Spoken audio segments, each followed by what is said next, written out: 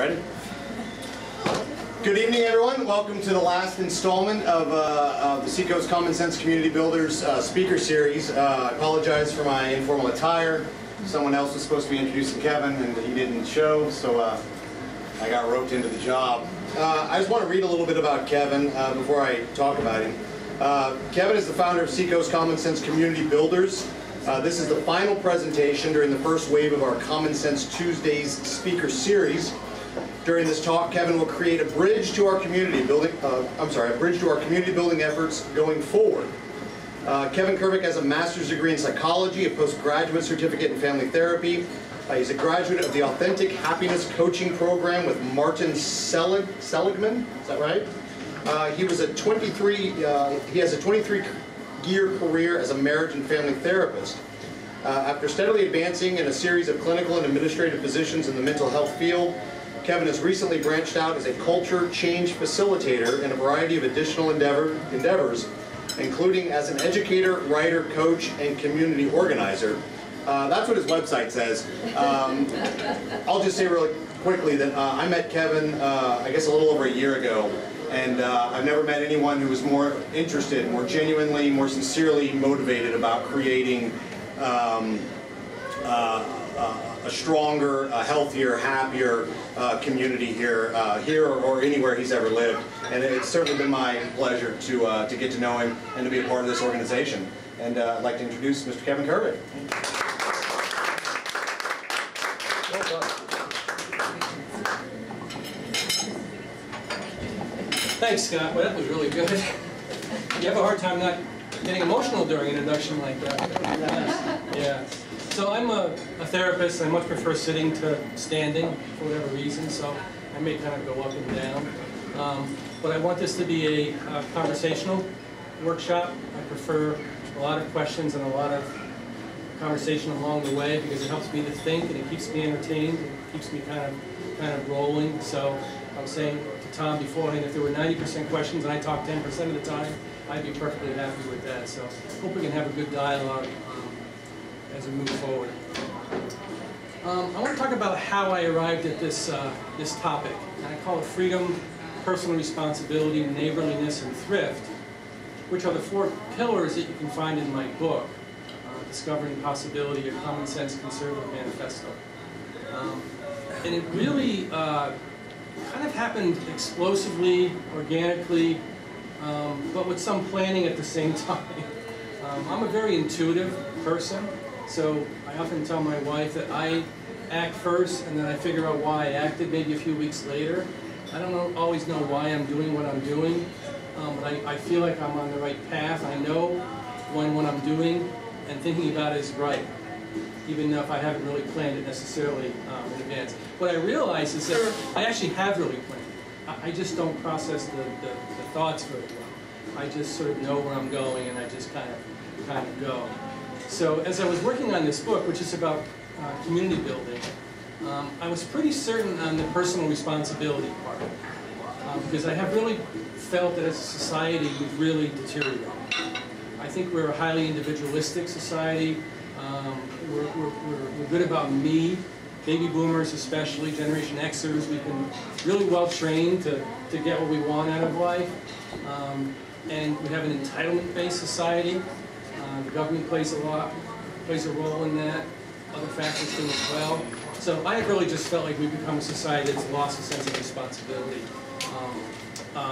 which is, why I shifted. I was sort of a hardcore progressive when I was younger, and I shifted to really more of a moderate, even more of a conservative over time, because I really just felt like the progressives were encouraging a lack of responsibility, and so I really felt like, I don't want to be involved with the victim politics of the left and with the politics that says somebody's screwing you over and you got to get even with them. So I just didn't really like that thinking, and I gradually started shifting more towards a responsibility ethic. So I was certainly wanting to write about responsibility. I'm mostly concerned about that because I have a couple of kids, and I'm seeing the world that they're growing up in, and thinking, well, I'm trying to be a decent parent. My wife and I try hard, and we try to encourage them to be responsible and good citizens and all that. And you know, what kind of world are they going to be growing up in if we have this sort of entitlement-based world where people are just kind of out for themselves. So I wanted to be part of the, you know, renew responsibility kind of movement that I think has really been around for the last, you know, maybe 20 years or so. It really has been a shift since maybe the mid-80s, early 90s has been a shift. So I knew about, I wanted to really write about responsibility, personal responsibility. Neighborliness just kind of popped out one day when I was sitting. Neighborliness is just another word for love, you know, charity. We'll get into that later more specifically, but I knew really that it wasn't enough to be responsible. We also had to have a society that was, you know, neighborly. If we weren't neighborly, then all that was left was statism. The government was, of course, going to jump in. If we weren't taking care of each other, then of course that opened the door for tyranny, in my opinion, because I think somebody has to fill the void that would be lacking. So, and I also really felt that we've lost a sense of neighborliness. People say they don't even know their neighbors. They don't even, you know, they don't know the person living next door to them. We're afraid to say hi. Kids are afraid to walk in the, you know, in the park. You know, we're afraid they're going to get molested by people. I mean, we've really got this fear-based society. I think we've really we've lost a sense of neighborliness. So that kind of came to me. And then thrift really was something only in the last couple of years that I really thought, you know, I really need to include thrift as one of the pillars. And by thrift, I'm really thinking more in terms of a lack of personal savings, you know, the kind of credit card society we live in, but also societal lack of thrift.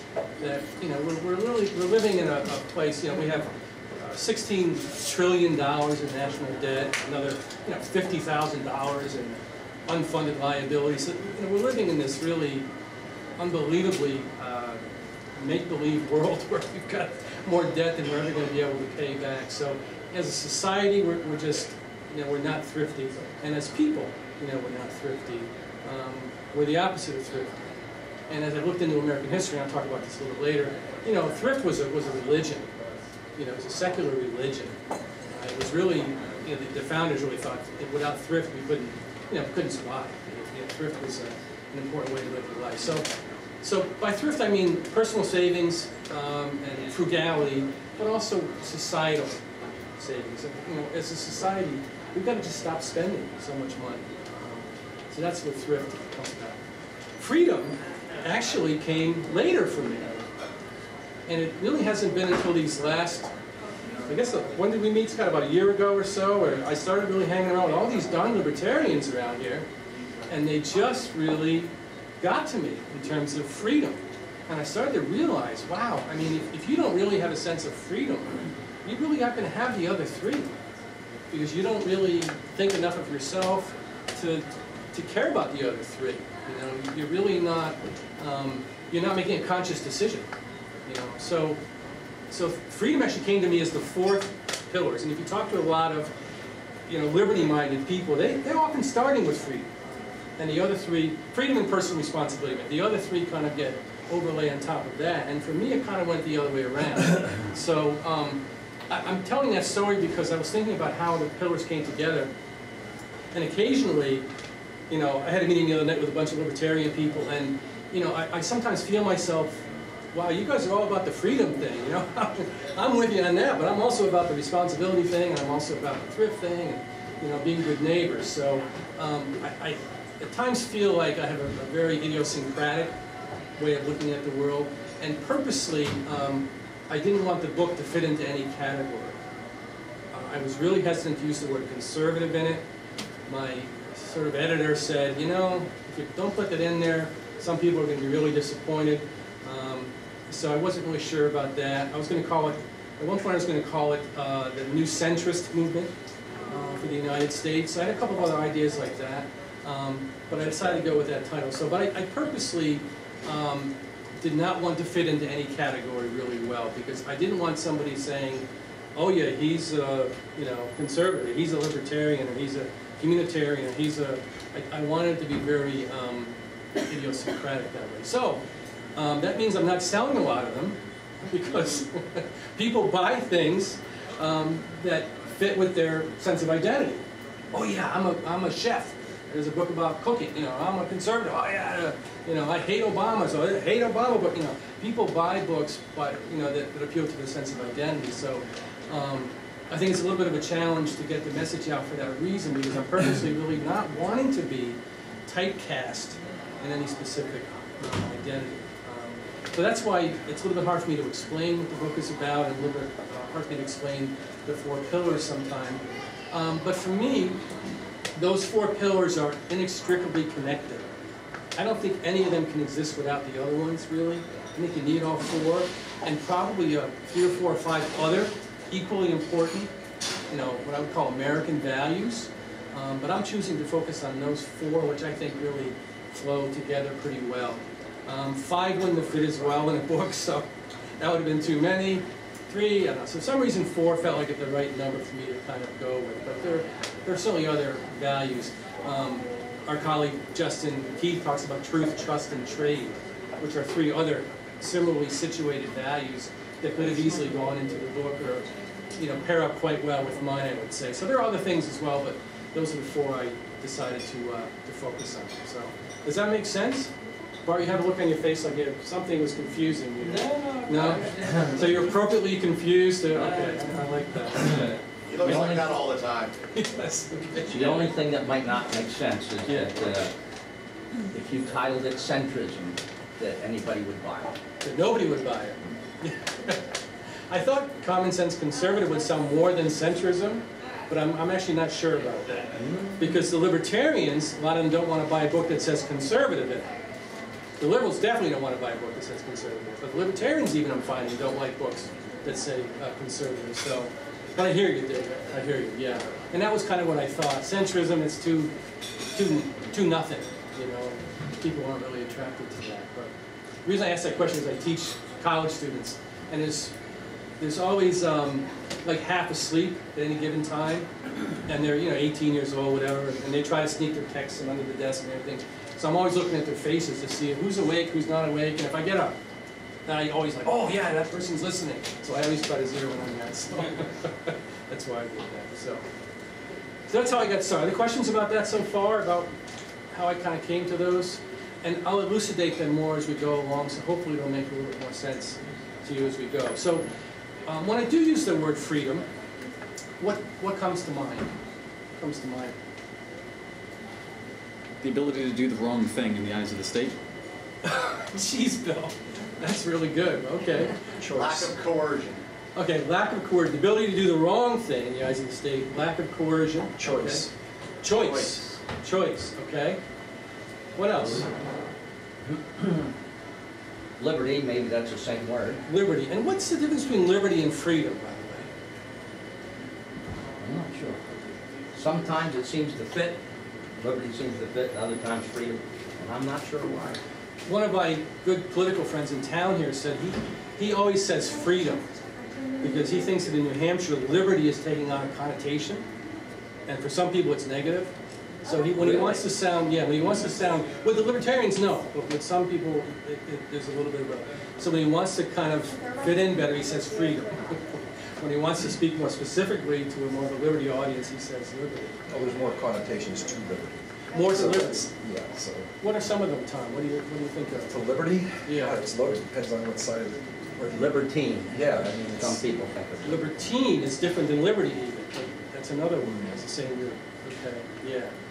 Well, according to the scholars and the research I did in my book, liberty is really referring specifically to a person's relationship to the state, whereas freedom is a generic concept. You know, when I go outside, I'm not constrained physically. I'm free. You know, if I'm not a slave, I'm free.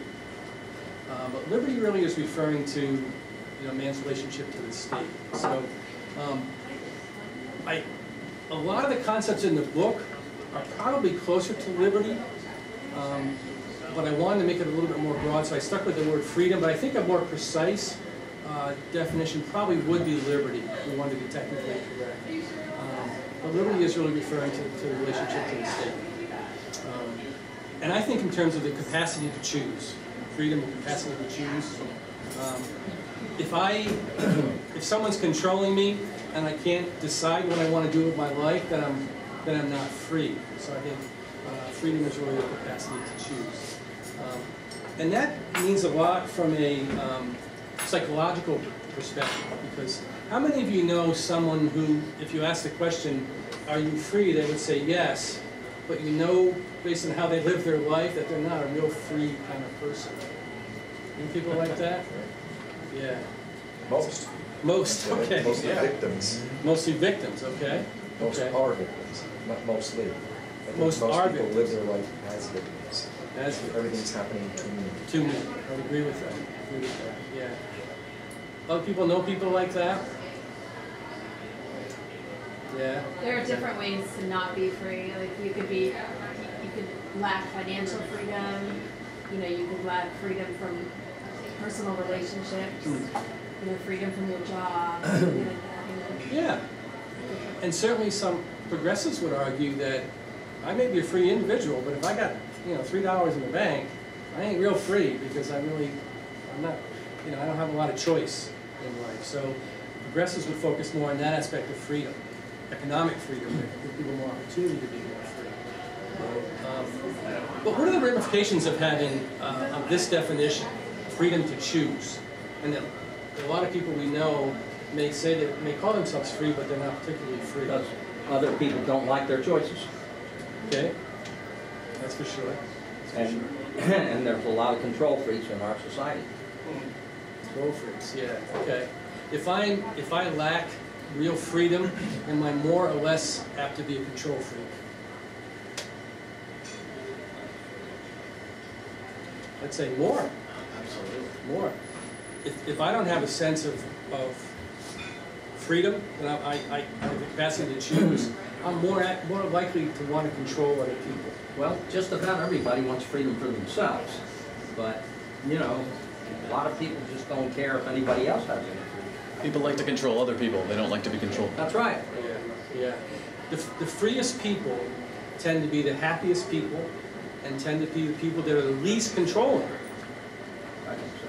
People that don't have a sense of freedom, they have the worst marriages, they're the worst employees, they're the worst citizens, because they can't, first of all, they're envious of other people that they perceive as having more freedom to them, and they don't feel like they can manage their own lives, so instead of being comfortable, allowing life to unfold, they're always trying to manage everything around them. And government reinforces this. And government reinforces that, right? So government knows that a lot of people lack a sense of intrinsic freedom, and they tap into that. They make people resentful, and they play into their sense of entitlement. Or fear. Fear. Or they play into fear. Play into their fear. Yeah, absolutely.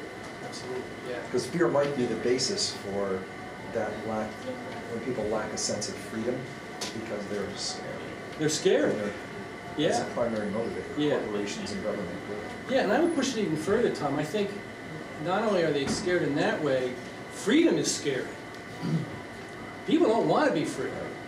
Freedom is the scariest thing in the world. There are, lots of people, and I finally realized this as a psychotherapist, a family therapist, sort of pushing people to take more responsibility, to be free. I might have been working with a bad marriage. Let's say the spouse, let's say it was a husband who really felt like he was being controlled or something like that. I would, wow, you gotta stand up for yourself, and I finally realized it scares the shit out of people. Kevin, I thought that meeting was confidential. Okay, sharing your... I'm sorry. I didn't mean, I changed it around, actually, yeah. But it also allows people to avoid responsibility. I mean, Yes. if you're free, then all of a sudden you have to be responsible for Yes. your choices that you made. If someone else made them for you, Absolutely. you're not responsible. Absolutely. So a lot of people don't want to be free.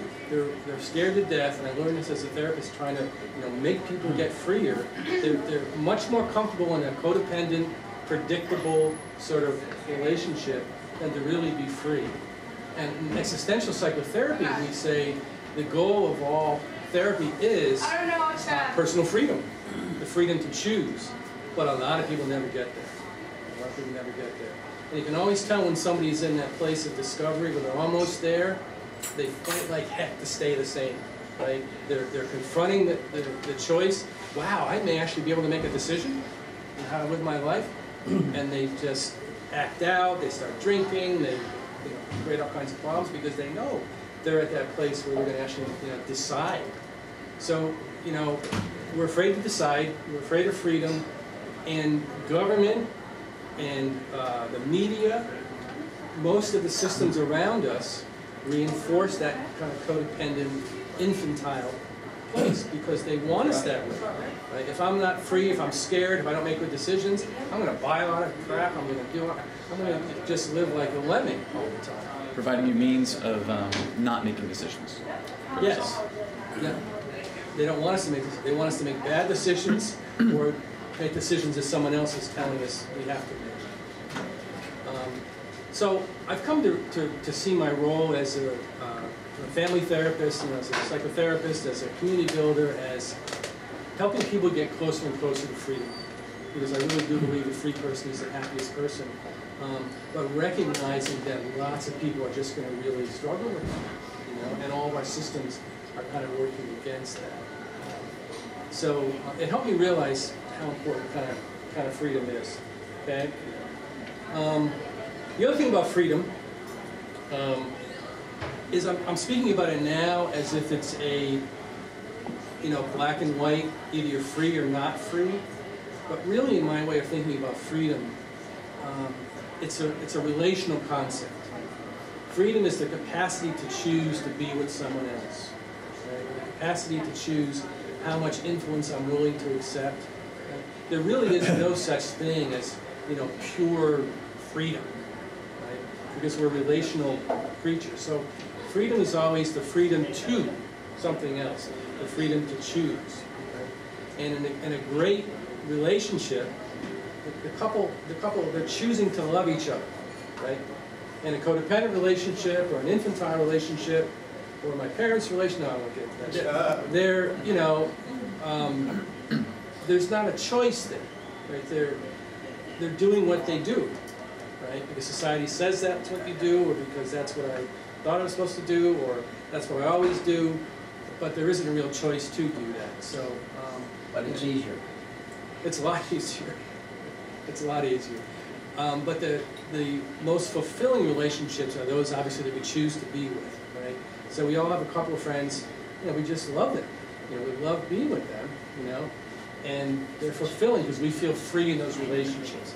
And then we all have a bunch of ones that we, don't like too much, but they're relationships, but we wouldn't necessarily choose them, or we don't feel as fulfilled with them. So, so freedom to me is a relational concept, always a relational concept. Okay. I also try to cover in the book something I call psychological tyranny, which is society's expectations on us such that we can't experience freedom. Right? So there are lots of things that are impacting us all the time so that we're really not able to feel free. So we're not really able to feel like we can make choices, we can make decisions. Right? What are some examples of psychological tyranny, the things that are not just social tyranny, but psychological tyranny? Manipulation. Manipulation. So direct from other people, you mean, in life, right? And some people are really good at that, right? What are some other examples? Low self-confidence. Yeah. Okay. Talking yourself out of things that you might want to do for yourself. Yeah.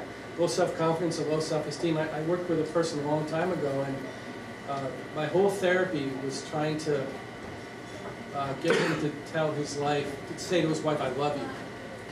And and so I'm thinking, well, he's sort of a guy, and he doesn't want to show his emotions and all that. And I was totally wrong. Finally, he said to me, he goes, "I don't really feel like I deserve that." Like when I say I love you, I'm saying, I'm capable of loving you. And I thought, wow, he really, on the self-esteem scale, is low there. So, and that came from his upbringing and whatever it came from with him, but lack of self-confidence really, in his case, led to just this inability to be free enough to love. So he's in a very kind of codependent relationship. What's some other psychological tyrannies? Taboos. Taboos, okay. Not supposed to's, you mean? Yeah, go back to the fear thing again, I think. Fear. And victimization. You mean like being victimized in your No, life. feeling like I'm always a victim. I'm Yeah. walking around like everything's happening to me. Yes, I think could be a victim definition. absolutely. Yeah, if I'm a victim, I'm not really free to make choices. I'm just reacting all the time. Yeah, yeah. And one of the reasons I kind of burned out in the profession for a while and I got into some bigger picture stuff, and my politics shifted, was because I did feel that social workers were sort of imbuing that in people, almost That's why I got it. exploiting it, Yeah. right? That's exactly why I got it. Yeah, and then, you know, you get, you know, racial politics and gender politics, and there's a lot of victimization stuff going on there. And the best results in therapy are when the therapist sort of says, well, yeah, some bad stuff happens, now what are you gonna do about it? And then people grow, you know, but, you know, I was trained to spend, 6 months on helping people mourn the loss of something that happened when they were, 3 years old or whatever. And, that just doesn't really, it doesn't really work. It just keeps them stuck. So even people that have experienced serious trauma can get past that if someone helps them take responsibility for their life. But someone that has experienced the most serious trauma is probably the least likely to be able to embrace freedom. Right? Because the trauma almost becomes like a protective mechanism. And sometimes people that are extremely overweight, same thing, that the weight is protecting them from having to really make decisions in life, or really is maybe covering up from serious trauma that they haven't really talked about or something like that. So definitely victimization kind of gets in the way. How about guilt? Is guilt a factor? Yeah, so guilt and shame, right? So if I have an upbringing where, I worked with somebody recently and their father kept calling her stupid all the time. Another guy was, whenever he made a mistake, he would get whacked, punched by his stepfather, So if you aren't taught to take chances, or if you're punished whenever you make a mistake, or if you're, from certain families that have a sense of shame, if I have a sexual thought, oh my God, that must mean I'm a terrible person, or if you're from a family like that, that can really do a number on you. And freedom is almost it's almost impossible. So, kind of shame-based family. So, I'm always looking at the individual and societal, and I think society is feeding that in a lot of people rather than helping them. If we have a shame-based society, we're almost telling people, you don't deserve, you don't deserve, you don't deserve, and a lot of people are just kind of stuck in this perpetual victimhood and you're not really embracing freedom. So I call that psychological tyranny. But the last point I want to make about freedom is that it's always, for me, freedom then what? In the analytic tradition, we talk about individuation and differentiation. And individuation is the capacity to feel like a separate individual, but differentiation is to be separate and connected. So the healthy person is able to be both. I'm free, I can make decisions, and I choose to then be connected with other people. So the well-individuated person, and maybe there's a 17-year-old, right? I'm free and I can break my curfew and I can drink a lot, I can do what I want to do, but his relationship life is messed up, he's angry at his parents all the time, he really doesn't have the capacity to be kind of connected. So when I talk about mature freedom, that's what I'm talking about, differentiation, which is the capacity to be kind of both. And I think we've encouraged individuation in U.S. culture especially. We've done a really good job of that, but we really haven't done a good job with differentiation. So I think there are a lot of people that are struggling with how to be, kind of good neighbors, how to be connected. The divorce rate, sky high. People are, sort of, doing well for themselves, but we're really, I think, struggling hard with how to really be separate and connected. So in family therapy, that's our primary goal, called differentiation, connection. Okay. Questions? That's my freedom spin. I'll talk more about differentiation with when we get to that. When we get to neighborliness a little bit later. But am I making the point in terms of the individual and the societal? Is that kind of coming home, or is it feel more like just individual? What's your perspective in regards to how organized religions affect our sense of freedom? Okay. Could you repeat that another time? Kevin, could you repeat that? Sorry. Yes. What's my perception of how organized religion impacts freedom? Sense of freedom. Yeah. as I was writing this book, I owned my deism. So I think I've always been kind of a deist. I believe in God, and I believe there's something out there that's bigger than us. But I've, for a long time had trouble with a lot of the man-made aspects of religion, and so I've always, I've sort of basically been agnostic about that stuff. But I've always believed that there's something, kind of greater. But more recently, I've where do I want to go with that? Sorry, Nick. No, it's a good question. It's a good question. I'm trying to think if I want to address it from the psychological or from the other angle. So I'll just cut to the chase. I think unhealthy religion, fundamentalism, I think can really damage people. And I think fundamentalism prohibits people from getting to a well-differentiated space. I think people are just stuck in a parental sort of relationship. And I think if you're stuck in a parental relationship with God, then I don't think you're really in a very well-differentiated place with God. But I would say that I know some highly spiritual, religious people that I think have a very well-differentiated relationship with God. I think they're very, very healthy people. I have some wonderful friends who are very spiritual people. I have pastors who are friends, and I think they are in that place. So, but religion, unfortunately, the fundamentalist part, I think, can really keep people sort of stuck. So, in my political typology, I'm trying to promote some conservative principles, but help people see that maybe a fundamentalist relationship with God might not be the healthiest way to go. So, probably the most controversial part of my book. But as someone who's running as a Republican, I think it's very important for the future of the Republican Party. If the Republicans stay in a sort of fundamentalist place, much of the world is really moving past that. And I think they're going to be stuck in that place. I think the party is going to be left behind. Young people are, most young people describe themselves as spiritual, not religious, or deist, or something like that. So I think society is moving in one direction. Now, what I would say, just to finish this point, Bill, is I'm a real strong believer in the social aspect of religion. I think religion is a powerful social force, and I think religious people tend to be happier, better connected to their communities. So there's a lot to be said for the social aspect of religion.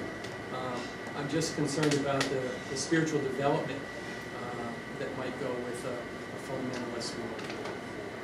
That's actually exactly what I wanted you to comment on, is its impact on community. And just from my own experience, I see that in the last 100 years or so, church goers have been on the decline. And there's a lot of churches that are actually having to sell their locations and whatnot. Yeah. And at the same time, we see this huge rise in individualism. Could you speak louder, please? Oh, I'm sorry. I see, while we see a decline in churchgoers, we also see an increase in individualism. And I can't help but think that there's definitely a correlation there. And I guess for someone like me, who's not a churchgoer at all, I definitely still see the need for something that brings the community together. But could it be something that's more constructive or different from the church, as it's been in the U.S. the last couple hundred years? Go ahead, John. My problem with fundamentalism is just like Islam, which is submission. When you submit, you absolve yourself of responsibility for your actions. Yes. And that's the problem that I have with fundamentalism. And that's the parent. As soon as you say there is only one solution, the fundamental solution, I am no longer responsible. It is the will of God. That's the parent-child relationship. That's the problem that I have with fundamentalism. Yes. Me too, John. On the same token, though, I have some tremendous friends who would probably call themselves fundamentalists. Lots of them are raising great families, they're great lives. So what do I know? This is what I believe, what I'm thinking about, but at the same token, I don't want to judge anybody for their kind of system, but from a spiritual development perspective, I do think that we're kind of at risk of getting stuck there. But Bill's question is actually really informative, because I long felt that if we lose the social aspect of religion, we're going to lose something that really, really important. And I think people really are struggling. When I came to Portsmouth, lots of people, my liberal friends said, you know, we're all looking for some meaning. We're trying to find some wholeness. We don't like the religion thing, but you know, we think there's something else. So I have friends that are, you know, kind of spiritual, environmental people, and people that are, you know, more kind of pagan people, but they're trying to find some connection with the divine. So I think people are searching for that. And I think what they're really searching for is a sense of community. So this is kind of a commercial, but we wanted Seacoast Common Sense Community Builders to be one such place where people are seeking community, can come, and they may not necessarily want to find that in a church or in another institution, but maybe in this little group that we're forming, people might find a sense of community and a sense of you know, a value system that they can kind of latch onto, that they're searching for. You know, I can't tell you how many people will come to therapy and say, you know, they're disconnected, their kids are out of control, and I say, well, what about joining a church? Well, I don't believe in that stuff. I said, yeah, but it's really good to have them connected with something where you're with other people that are nice people and they're learning solid values, and you know, maybe you could just go because you really want to, you know, and maybe it'll grow on you. So I think people really need that. Yeah, I know my own upbringing was really powerful. My connection with my church, with my, you know, I was talking to somebody today that's from Biddeford. I guess a Catholic church is closing up there, and they're down to one Catholic church as opposed to 3.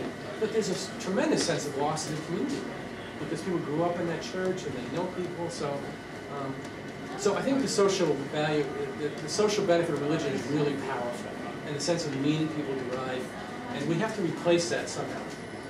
Because I think if we don't, I think it is inevitable that we slide into statism. Because I think the states will fill in the void. If there isn't a sense of community, I think the state will fill in the void. Yeah. I think the state's already supplanted that quite a bit. You know, prior to the New Deal, you know, the number of fraternal organizations in this country was numbered in the many thousands. Yeah. And almost everybody belonged to at least one fraternal organization, and most more than one. And they got, and of course, church was also a fraternal organization, but there were many others that helped provide, you know, assistance for the poor, and you know, just meeting places and social gatherings, and those all pretty much were eliminated by the end of the 30s. Absolutely. I think it would self-generate if you got rid of it. Do you mean to imply that they were eliminated actively, or they just lost interest? No, I think that people lost interest in them when they felt, you know, many people were members of these organizations for the benefits, you know, health insurance and emergency insurance, things like that, and they no longer felt the need to be members. Yeah, I agree. Yeah, John. One of de Tocqueville's early comments in the 1830s of what distinguished the American culture from the European culture was the rise of voluntary associations within the society. That we didn't like being cast out as straight individuals, so we formed voluntary associations similar to the old guilds or what have you that existed in Europe. And that they weren't necessarily governmental, they were social in nature, granges and whatever. I grew up in a town that had grange and 4-H. Those have all disappeared now from society. Yeah. As we've gone into a mobile culture, away from an extended family, a static extended family by geography, we're now in a mobile culture where we're in a subnuclear families. So somewhere we have to replace that desire for a social foundation that used to exist within Grange and what have you, or the VFW or the American Legion. I mean, they're dying organizations. We're not that type of society any longer. I totally agree, and I think if we don't do it quick, we're going to lose the country, because I think that there's a void being created, and I think government's going to just pick it up with services. I think How do you create it? Well, we're trying our best. You know, we're trying our best. I mean, we do have vehicles now. We have Meetup.com. We have Facebook. All this social networking, which, you know, was it our son was telling us about? Oh no, our daughter was telling us about it. Dad, you're using Facebook the wrong way, or, you know, it really isn't, you know, for getting ideas out there. It's just for saying, you know, I fell off my bicycle yesterday and nobody was, you know, I hurt my knee. You know, it's just for nothing. You're just supposed to put things out there. And I thought, well, what a missed opportunity. I mean, you know, Facebook is the ideal way to connect and form associations.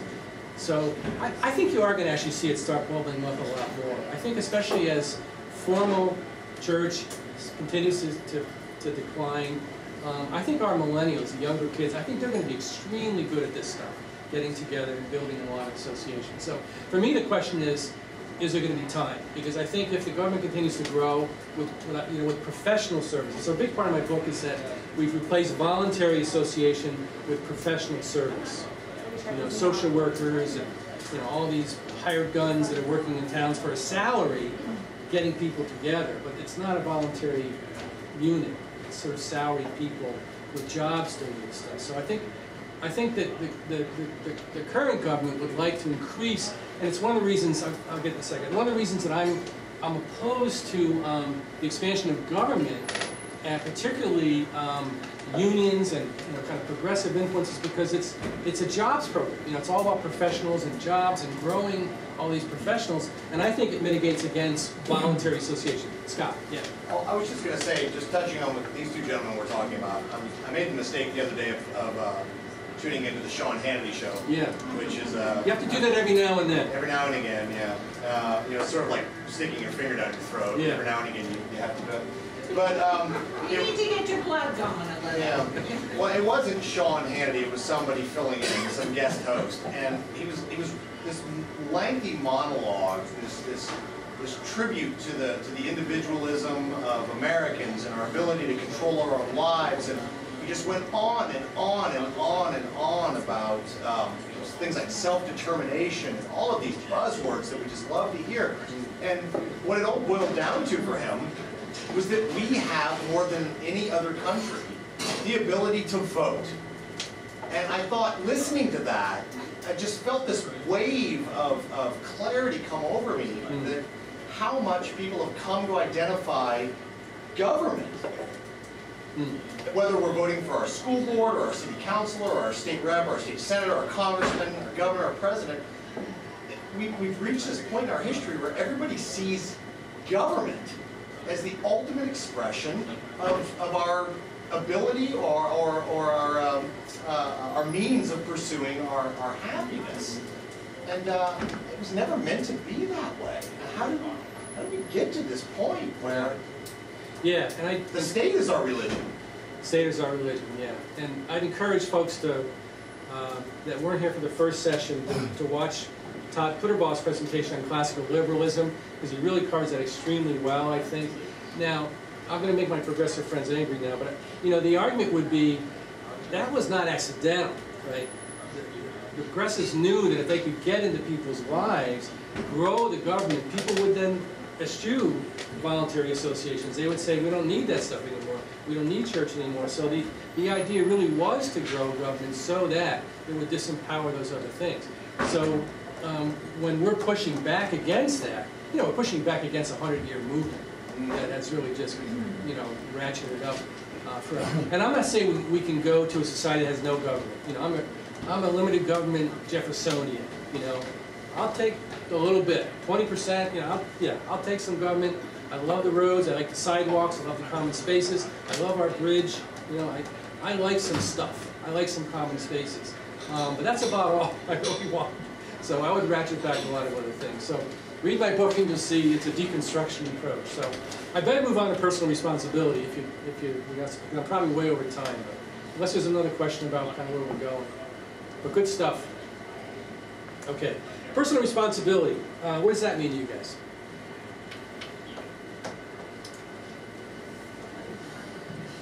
Take responsibility for your own actions. Okay. Suffering the consequences of your bad decision. No, we don't want any consequences. We don't want any consequences. We want people to feel good all the time. You remember, Karen, that we went to Franconia Elementary School, I think it was my daughter, maybe my son, I don't know, but it was like, it was the awards night, and I exaggerate. She says, you know, I'm Irish and I always exaggerate. But I think I think there were 300 awards that night. It was probably 50, but it felt like 300. I mean, you know, you got an award for showing up on Thursdays, and the tallest guy, the one who said hi to the janitor. I mean, I thought, what in the heck are we giving all these for doing nothing? For, you know, but there's no punishment. You can't punish the kids, right? Take responsibility if you mess up, right? Or maybe if you're a kid that didn't show up and you're not going to get any awards, you couldn't possibly do that, right? But we reward the heck out of people, and that goes back to Dr. Spock and that whole, you know, sort of how we were sort of raised. But so yeah, the privilege to fail, right? Privilege to learn from your mistakes. That's personal responsibility. What else? What else?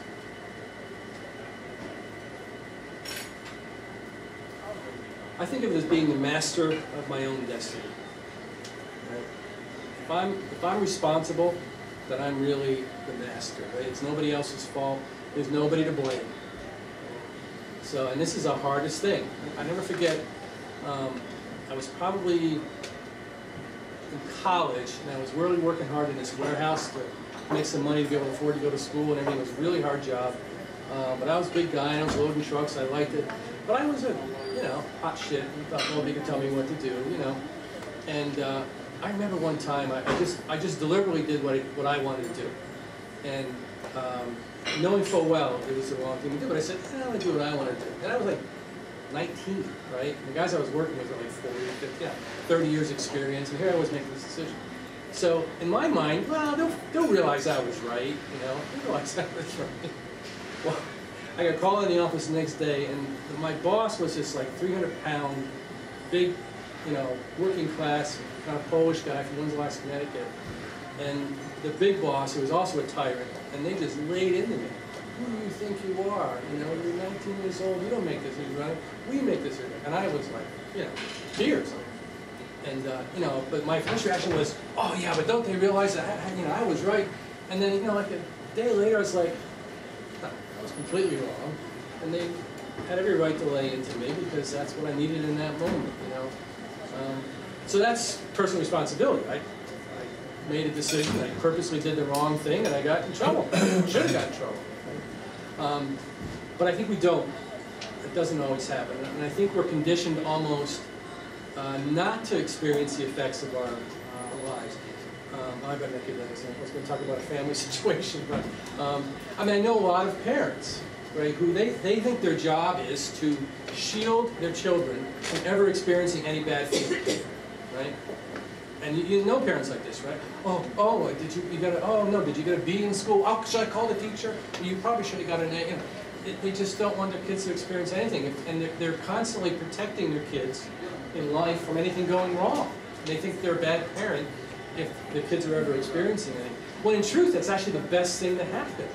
You know, making mistakes, experiencing the consequences of our behavior. So, as a society, I think we've really gone away from that.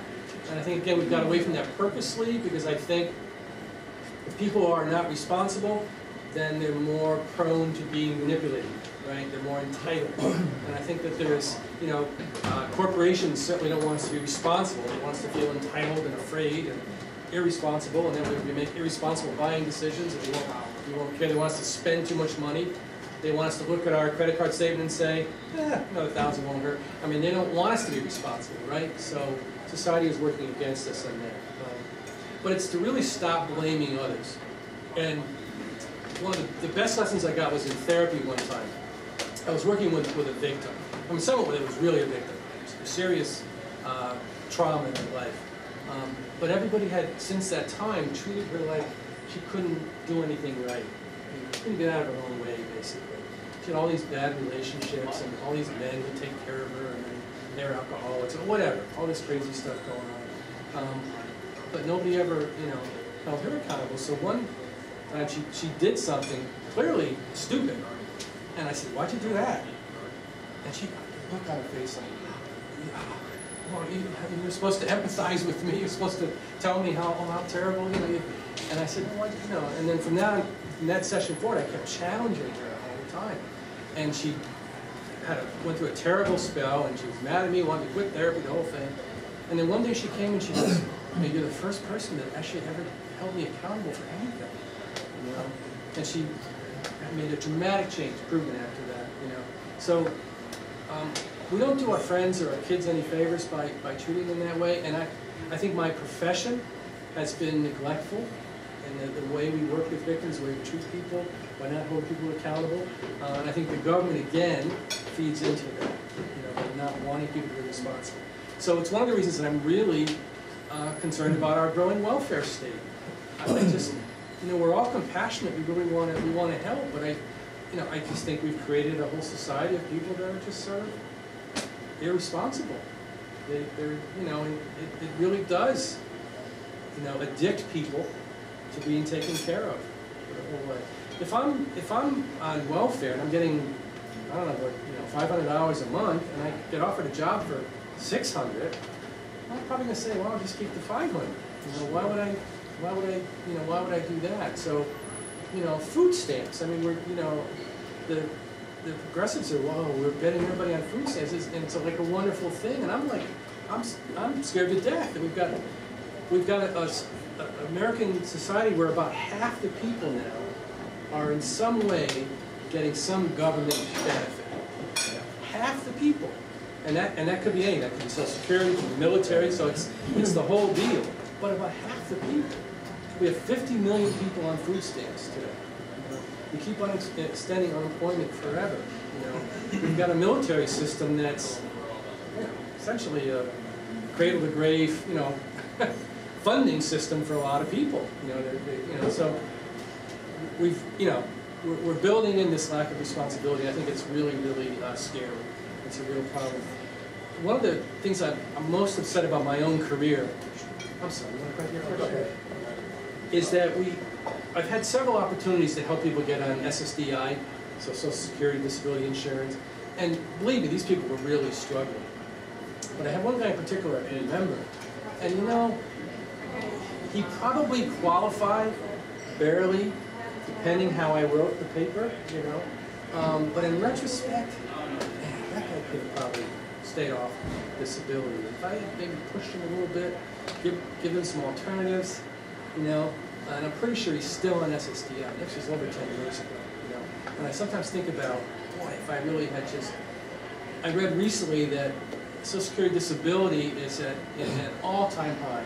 And in the last 5 years, more people are on SSDI. I forget the number of millions, but it's an astronomical number. So everybody's getting an SSDI, right? And we know people we work with, you know, that they're on disability. Oh, okay. I had one company I worked with, and there was a person I noticed was on the payroll. I said, "What's this person?" They said, "Oh, well, she went on a disability about 3 years ago, and we're afraid the lawyers are going to call us, so we just keep paying her whatever we pay her. We don't want, they just keep her quiet, kind of kept it going." So I think it's a serious problem. So again, real compassion for people that are incapacitated. But even people with schizophrenia or bipolar disorder and severe anxiety, at times they can be really productive and work extremely well, But then there's some people that kind of go the route of, well, I guess you're not going to be able to do anything. Right? So I'm real concerned that disability is becoming the new welfare, kind of getting people in that way, and I think it's fitting into the responsibility ethics. So this is a real hard sell, because anytime you bring this up, it sounds like you're saying, oh, you're an unfeeling, uncaring person, but I think it's just the opposite. I really think we're addicting people to a life of lack of responsibility, and I think we're therefore then giving the government a permanent jobs. We're creating a permanent job program for the government to manage all these people that we're getting a disability and welfare. And the government never shrinks, right? So once we grow it, it's going to keep growing. It'll stay the same level. So I'd be amazed if that SSDI number ever comes down without an economic depression, because I just don't see government ever finding a way to shrink anything. So questions about that? Well, Yes, I have a comment. Sure. I think that this particular example of personal responsibility really ties into what you had mentioned earlier about thrift. Being aware of using government's money for things you might not need it for. Yes. It could be better used for someone else that's really struggling, or Yes. different parts of society that needs the money more than you do. And then that kind of leads back, it seems like, to freedom, you know, because the less dependent you are on someone else, or you know, the less you expect you deserve, I feel like the more free you are. Absolutely. They do all tie together. Thank you, because that's how I'm trying to fit it together. And that is really the libertarian ethic, right? Freedom and personal responsibility are necessary elements that have to go together, right? And thrift fits well into that as well. I wrote a letter to the editor the other day, or a comment to someone else's letter. And the letter was, of course, saying that we need more money for our favorite bridge, Little Bridge, Memorial Bridge, which I'm all for. I love that bridge. You know? But we're going to have to get more money for the bridge. And they never say, well, we're going to have to cut something so we can have more money for that bridge. It's always, well, we need more money for the bridge, but there's never any, you know, what are they going to cut? So the letter I wrote was to say, I'm really for that. I'm for having the best roads, bridges, all the infrastructure. I want to keep the Great Bay pristine. I want to make sure our sidewalks are swept and clean, the park perfect. I want that stuff done. But what are we going to cut then? Something's got to go. We can't, if we're going to do that, we can't do the other stuff. But the lack of responsibility ethic also has this thinking that there's this magical money thing. And it's flowing from somewhere. I mean, it's just, you know, flowing around, and it's just a matter of where we're going to kind of put it all. You know, so absolutely, I think they really go together. The more responsible you are, the freer you are, and vice versa. The freer you are, the more responsible you are too. Other questions about that? Yeah, I'm sorry. I was just wondering, listening to everything that's going on, what percentage would you say of people that are on welfare or that get food stamps or things of that nature really want to be on welfare and are satisfied? It's a great question. Are we really just picking out a few that are doing that percentage-wise? Well, what do you think? I feel as if we're picking out on a few. Yeah. And I feel as if the majority of people on welfare or freedom for choice that you keep mentioning, well, that's a big thing today in politics. Yeah. As you know, I haven't heard this yet from anyone, but you have the government, part of the government, that's saying that you don't have the freedom of choice for your body. Right. And people that do want to do a certain thing, they probably feel guilty, or they feel as if the other thing you mentioned is, was guilt. And actually, I think this is what's ruining our middle class. And it's not necessarily, I just heard somebody say, well, let's get rid of the government. Not get rid of the government. No, yeah, but if you didn't have the government, where would civil rights be? Where would gays for marriage be? Where would the post office be? And things of this nature. Okay. See, I think what's happening, we're forgetting that the middle class right now, if any one of us loses our jobs, how the heck are we going to live? We may find ourselves in some backyard someplace with a tent. But so we're more likely to lose our jobs. Okay, if we're forced to pay into the situation where the government is just transferring wealth, okay, you're more likely to lose your job that way. So it's better, I think, to be free and keep your job than it is to be dependent on government, because it creates more dependency. What do you do about the people that are born in a minority situation? Where you and I, because we're not in a minority situation, could pull ourselves up with our bootstraps. Well, when I was a kid, try and do it. Charities did it when I was a kid. If you're a minority today, it's difficult. It is difficult. And these are nice people. These are nice people. These are the people that want to take care of their families the same as you and I do. And they want to do it themselves. And they do not want food stamps. But God. I agree with that. And I think the reason that during the Clinton administration they changed the AFDC, Aid to Families with Dependent Children, to TANF, Temporary Assistance for Needy Families. So they said it's temporary, right? It's assistance to help people get off welfare. Since the early 60s, it was aid to families, so it was just a money transfer. It wasn't temporary. But I guess I would challenge a couple things. I mean, you gave two examples: civil rights and the post office. So, in my way of thinking, this is just my perspective. You know, government should promote opportunity and ensure freedom. And civil rights was a group of people whose freedom was being infringed upon. So the government, from my perspective, needed to step in because someone was taking their freedom away from them. Right? They couldn't go to places. So the government had to go in. But establishing the post office, you know, I would argue that's a function. I'm not really sure that's something the government is supposed to be involved in. I mean, I'm not, you know, I don't know how that ensures freedom or what. It's a service the government is providing, and you know, it's what we do. But it's different than promoting freedom, which I think should be the fundamental role of government. Well, see, things like the post office. Do you work at the post office? No. Thank goodness. No. Well, the government actually has been taking money out of the chest front that the post office makes, and they've been putting it into the general budget, and they spend it. They're doing the exact same thing with Social Security, but then they say the post office can't exist. But they've taken most of the money out of it.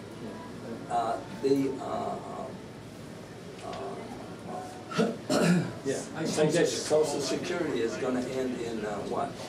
Some people say 8 years, some other people say 35 years. I'm surprised it makes it 5 years. But how many IOUs does the government have? Part of that $17 trillion or $16 trillion that we're in debt, I think maybe half of it are the IOUs that the government or the budget, or whoever is in charge, owes Social Security. If they left that money in there, there wouldn't be a problem. Could be, you're right. See, this is what's attacking our middle class today. It's disappearing. We've got about, what, 430 people, I believe, that are almost buying anything they want, including the government. Yeah. All right? We attack the middle class because we get these one or two in certain areas that do have problems, that are, let's say, cheaters. Let me go to books. But we I don't want grab to the ones finish up. on top. Let me just make a point, and I want to go to books. I know I'm running behind. I agree with that. I think that we're distributing the money to the rich and to the poor, and all the people that benefit from those two systems, and the middle class is shrinking dramatically. So, you know, in a nutshell, that's why I'm a Ron Paul supporter. He's the only guy, I think, that gets that. You know, that we have a bifurcated system. Middle class is being completely screwed. Rich are getting richer, poor are getting poorer. But the people that are servicing the poor are growing, you know, dramatically. So I can talk to you afterwards about what I'd like to do about the middle class. That'll be a longer answer. Let me get Bill. Go ahead. Well, I was actually going to say just continue on, but I did have a comment, but I was going to hold it for later. Okay. But it is prescient. So one thing I wanted to mention about you know, the free rider problem in general is that, well, actually, there's two things. First of all, we want to have a safety net. I mean, that's why we have FEMA. That's why we have all these, you know, programs, and that's why we used to have all these social organizations that would, you know, help in the community and jump in when we can. And of course, we've talked about how the state has jumped in and usurped that. Yeah. So, has anyone here heard of the monkey sphere? Okay. I think it's called Dunbar's number as well. It refers to the amount of people that could actually be in your sphere of concern, the amount of people that you can actually care about, their well-being.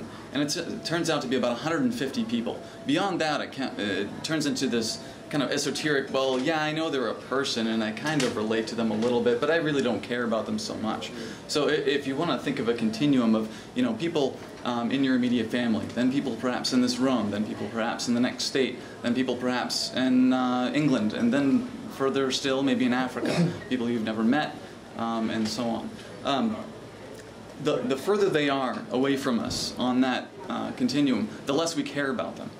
And the problem is that beyond that 150 people, we don't really care so much if they're hurt just a little bit.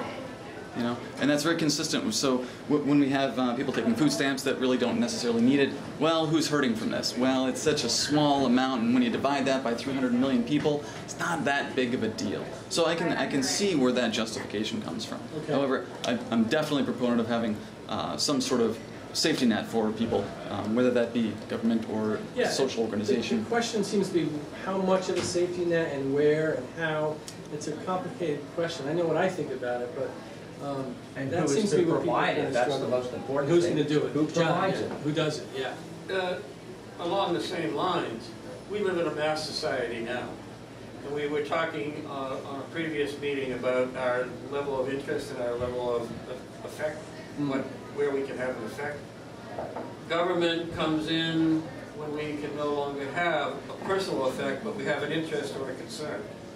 And as he's saying, you know, we may not we may not have a personal effect upon Bosnia, for instance, but we do have a concern on genocide. And so the farther you get away from a personal relationship. I grew up in a small New England town, 350 people, and one of the big events of the year was going to town meeting. I mean, it was a hoot. If you're talking pure democracy, that was it. Those people you were concerned about, those that you had immediate concern for, you knew them and what have you. But in a mass society, government has the function of carrying our interests to the point where we can have an effect. Okay. Our interest. Yeah. Okay. Not So their interest. yeah, there's going to be always a debate about where that lies. I would like to shift as dramatically as possible towards a voluntary system of care, like that which we had before 1960 when the Great Society came in. I worked in this really wonderful mental health organization. It's called Penn Foundation, and it was one of the first community mental health centers in the United States. And the psychiatrist had been there forever. He was the executive director. And he said before Medicaid, they helped each other. That once Medicaid came in, the answer was always, oh, well, we'll bill Medicaid for that. Or, that's what the social workers do. That's what the, he said, he felt it got worse after that. Because in this kind of small Mennonite kind of community, they had a system of care in place that, you know, worked kind of well. But they didn't really have a choice. The feds kind of came in and said, it was just the Kennedy administration, said, all communities are going to get grants to start this new Medicaid kind of thing. Actually, Johnson was Medicaid, it was before that. But Kennedy laid the groundwork for it. And this psychiatrist felt like it really disempowered the community, that the government actually made it worse with all the Medicaid. So I always hear that in my mind. So I would abolish Medicaid, and I would really shift dramatically towards a voluntary system of care, a voluntary, charity-based, pro bono system of care. And I would volunteer 20% of my time as an example to help people in town that really need care. And that's essentially what we had before 1960. Yeah? Going to your health issue, though, when you go back in history, hospitals were community-based. For all intents and purposes, they were mutual hospitals. Yeah. What has happened is a consolidation of hospitals as a business, and they feed off the insurance industry, which then feeds off the government to provide the funds. The same thing happened with the mutual savings banks. Up until the deregulation of the savings banks, they were strictly commercial banks, not investment banks. Their function was to provide services to the community, and the profits went back into the community. When you deregulated the banks and you then gave them the ability to become investment banks as well as commercial banks, is where we got our problems. They're no longer mutual banks. The only mutual banks we have are credit unions. Yeah, and John Anderson's a communitarian socialist, he would describe himself, and he's going to speak in a couple weeks. We're going to put a workshop together, but this is an area where I find a lot of agreement with my communitarian friends.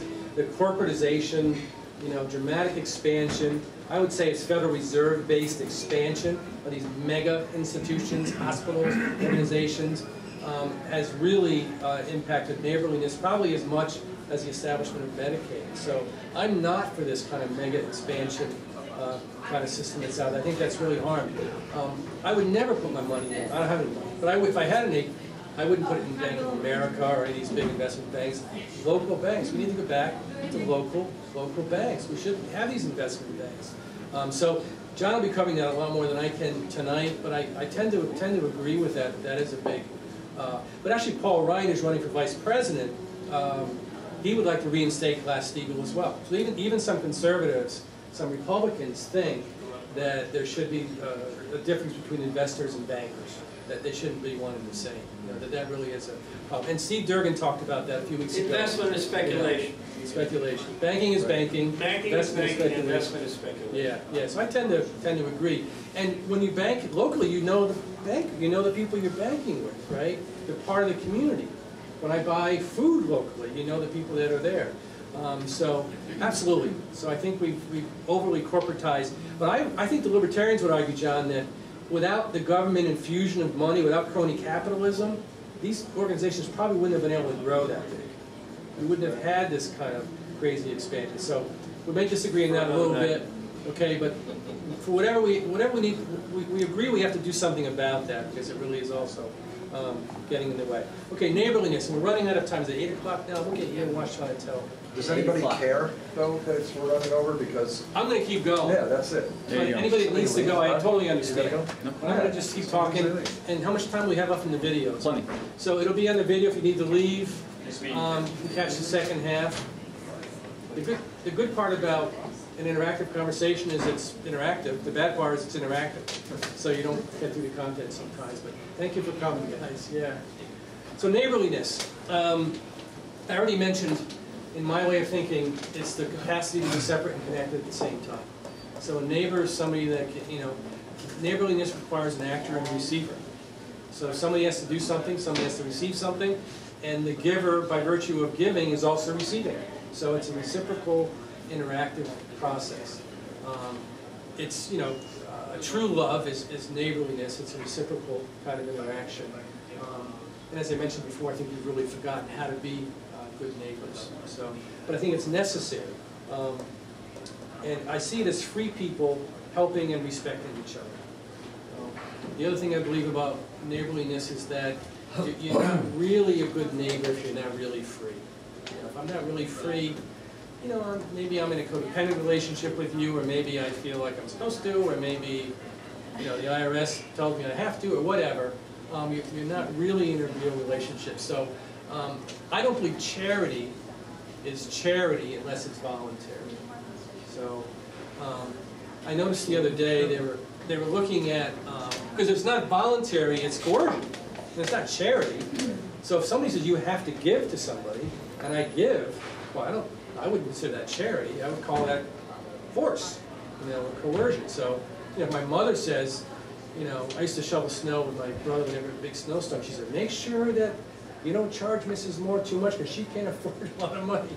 And I was like, well, I don't care. I'm working hard. I want to get paid, And the other ones were paying $5, and she always gave me like a quarter. So my brother and I were like, this is not fair, son. I'm not going to do Mrs. Moore's house anymore.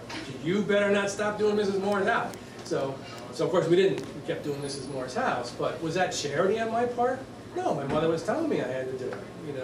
If I thought to myself, well, I really love Mrs. Moore, and I don't care what she's paying me, I just want to help her out, well, that would have been charity, right? So hopefully as I got a little bit older, maybe I did kind of come around to that. It's kind of neighborly, though. It's not charity, but it is, doing something you don't really want to do, but the outcome is for the better of the community.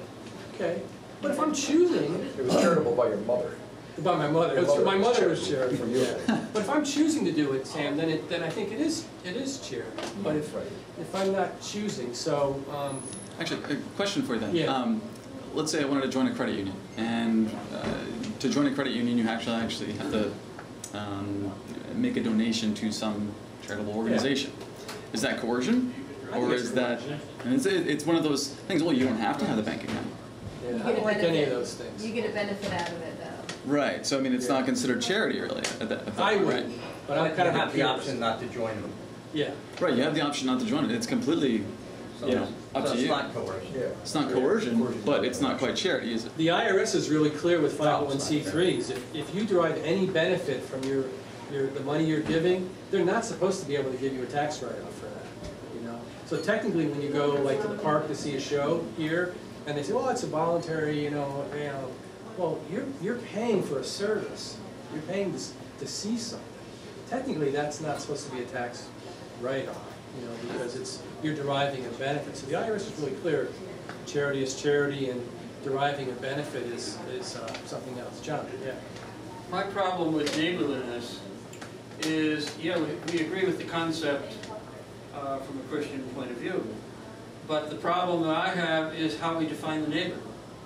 Who are the innies and who are the outies? Good question. I have a big problem, for instance, with the southern churches, where you will have a black Baptist church right next door to a white Baptist church. Yeah. They've defined who their neighbors are on a very strict basis, and I see that happening everywhere. Yeah. That's a classic example of it, but that's humanity. That's humanity. That's yes. What we do. Yes, right. We define who our neighbors are, and we limit our interest to who we consider the innies and all of the others. Are you saying that we shouldn't do that? I'm saying we should expand. When we're looking at neighborliness, we should be looking at expanding who is our neighbor. Yeah. Yeah, and of course that begs the question, the challenge is that when the government tells us, I don't care that you're only going to give to these people, I'm going to make you give to all the people. I think that's what ruffles people's feathers more than anything else, Now, if everyone empathized with everyone sufficiently, then you wouldn't have to coerce people to do that, and the government wouldn't have to force people to give charity. But how do you get people to empathize sufficiently to actually do that voluntarily? You deal with the problem at the lowest level you possibly can on an interpersonal basis, yes. And get the hell off the internet and the web tweeting and whatever. Deal with people face to face. Now that's a discussion for another night. But But if the United Nations, here I go. Well, if the United Nations has a what do you call it, a cap and trade program where they, taking money from some wealthy countries and they're, giving it to some other country because those countries are more in need, well, that's about as non-local as you can get, right? And it's about as coercive as you can get because, the average slob here, he doesn't really care about somebody somewhere else necessarily. Maybe he should or she should. Coercion is justifiable if it affects, if someone else's positive action affects you in a negative manner. So, you affecting me, okay, in a harmful manner of some sort, then coercion might be justifiable, me coercing you. So in the situations with, the wealthy country and the non-wealthy country, they're polluting a lot more. Well, that actually does kind of affect the rest of the world. So the argument can at least be made for that kind of. And that's the argument that is made, right? The carbon footprint, carbon tax.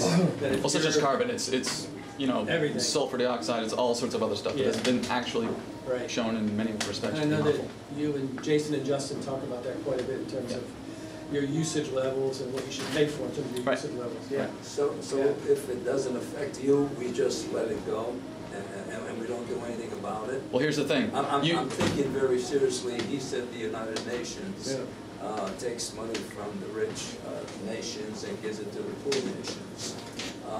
What about what's going on in Syria? What should we do about that? It isn't really affecting us, but isn't there an awful lot of something that we should do? That's the funny thing about morality, and that's all I can really say about that. I love the opinion of other people. How do you feel about that? I think the United Nations should end up and get troops and go down there and stop it. We're kidding. They're not capable of it. They never have. They've tried. But they should. And Russia, they've tried. China and Russia have been vetoing it. Excuse me? The UN has tried to do some stuff in Syria, but China and Russia keep vetoing it. No, I understand that. But there should be something. We shouldn't just sit back and have this going on. It's not affecting us. Well, it does affect our sensibilities, though. You can say that, right? And that's affecting you. Well, maybe it's necessary when they go through this struggle. Maybe it's important for the society. 20,000 people killed. That's going to be a difficult and the whole argument to. And the whole country is being ruined. You see the pictures of the houses and what's going on over there. all because of whoever's in power? I'm surprised that Obama doesn't send one of those, what do you call those Drones? things? Yeah, and takes Sure he care of is. It's such a multi-layered answer. You know, And we're talking about helping other people, and and you talked about religion, which is what they're supposed to do.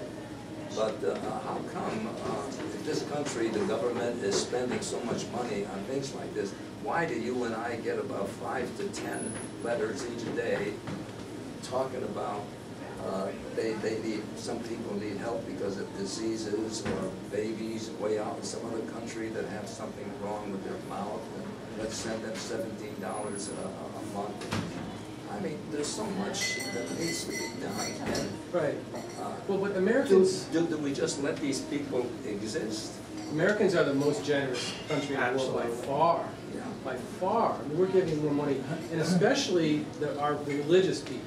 In the United States are the most generous by far. Guilt is very powerful. Houses anyway. Europe doesn't give them anywhere near the kind of money that we give No. to all these other countries. So certainly an argument can be made that we have a moral responsibility, but I guess I'd argue that we're, in many cases, we made it worse by trying to help to get in there, and we kind of mess it up. And next thing you know, then they're mad at us because we're in there, and then it starts a chain reaction.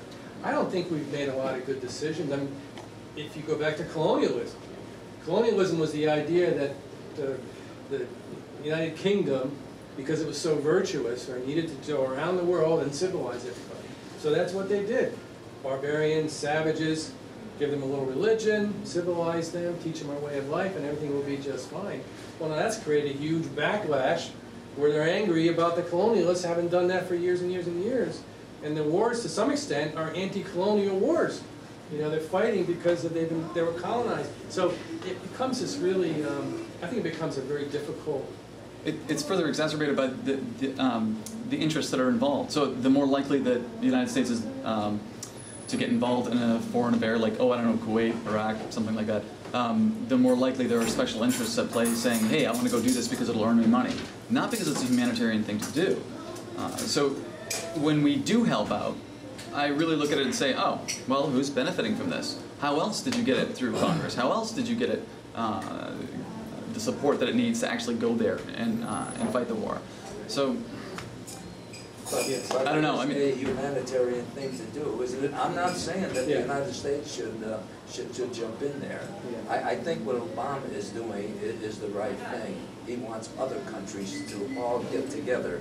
Yes, Russia and China is creating a problem. And we have no idea what's how's going that on working out behind for the you? scenes. Excuse me? How's that working out for you? Russia and China? We can't do No, I mean, Obama getting other countries involved. I mean, And there were promises that he would be able to do that, and it failed miserably. Well, I feel like this is another example of confusing government and the state with individual interests and Right. individual emotions, and, you know, like, the government as a whole does not necessarily care about humanitarian efforts, you know, and that's where I feel like the Definitely do not. disconnect is. That's a good point. sometimes. And they shouldn't. I mean, when there was the Haiti catastrophe, and all of a sudden, oh, but here comes Bush gets up there, and Clinton, and then the other, we gotta get, you know, the United States has to get involved and send all kinds of money, you know. In the meantime, individual citizens were already sending a real lot of money kind of down there. All these relief organizations were involved, but no, it had to be a government. And are they any better off?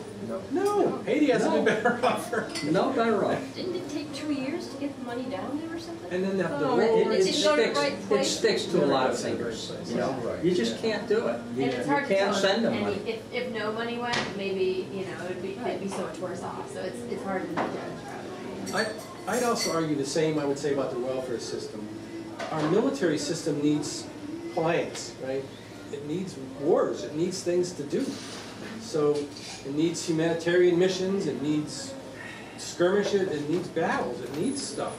So as long as we have a huge military, we're going to continue to have all kinds of places that need, you know, the military to fight. Just like as long as we have a huge bureaucracy, a huge amount of social workers and government workers, they're going to need clients.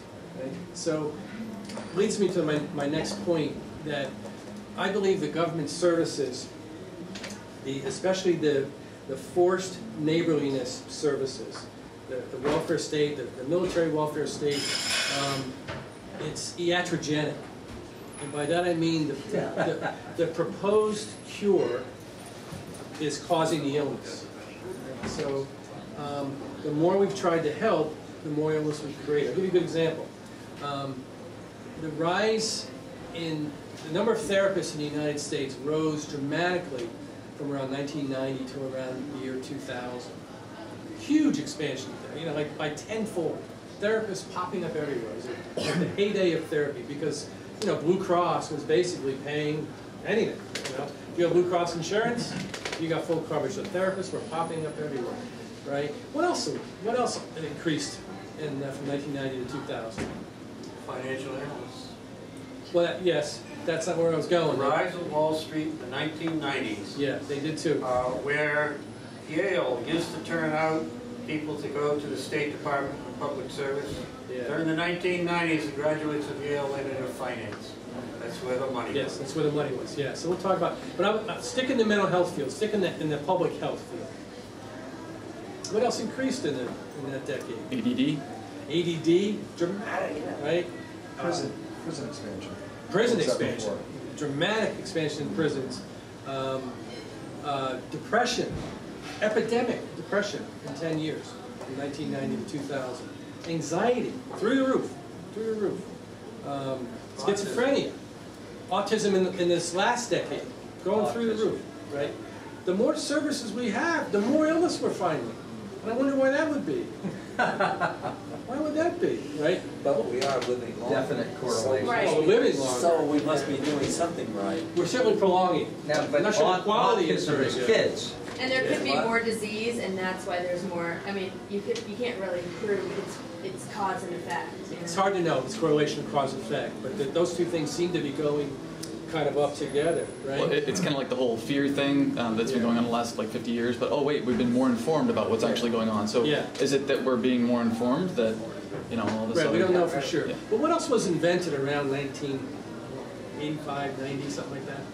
I got my dates right. What? The internet. That was the 70s. No, that's not where I was going. That Ritalin? was around that time. Prozac. Prozac. Yeah, I'm not sure when Ritalin was invented, but Prozac, Yeah. mid-80s, I think, so was when it was invented. So what happened? Everybody's on Prozac. Depression diagnosis mysteriously, all of a sudden, Absolutely. through the roof, you know, anxiety, depression, and now we're using Prozac for all kinds of things. You know, erectile premature ejaculation, I mean, you name it, we're using some medication for it. So all these maladies have gone up dramatically as the treatments for them have gone up, right? Yep. So Yep. I think there's compelling evidence that the more tertiary, you know, treatment we're trying to provide as society, we're actually increasing many forms of illnesses, many social problems, many mental illnesses, and other stuff. Well, I gotta say though, I mean, if you have a solution to a problem, whereas you didn't prior, then you're going to go out looking for those who could benefit from that solution. So I mean, there could legitimately simply be those people out there just simply suffering. Yeah. And then, oh hey, by the way, we have a solution for that. Oh wow, great. All right, let's do it. It's possible, except I know how those treatment plans were written, Ah. are written. I worked in it. Very well. If you have in there. if you have a big hammer, Yeah. everything starts to Everything look becomes like a a nail. nail. Everything becomes a nail. Yeah. And in the last decade, the feds opened up the floodgates in terms of funding for children's services. There were a lot of lawsuits that came about and said that you must provide care for a child if there's medical necessity. Right? And medical necessity was a key word. So what happened in the last decade? Children were diagnosed with mental health problems like you wouldn't believe. And we were doing it. Okay, treatment plan. What pays for, okay, well, that disorder. Not to mention how education has suffered. Education is another good example.